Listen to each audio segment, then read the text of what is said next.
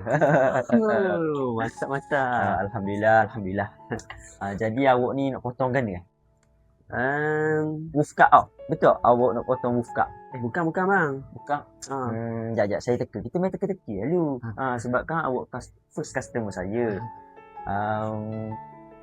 Awak nak gunting Buzzfeed tau. Bukan Buzzfeed. Bukan kau. Bukan Buzzfeed. Kenapa lah? Payah saya nak teka lah.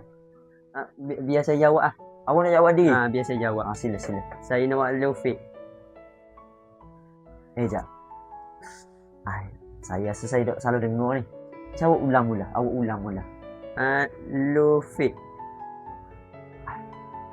Nampak macam mula. Slow.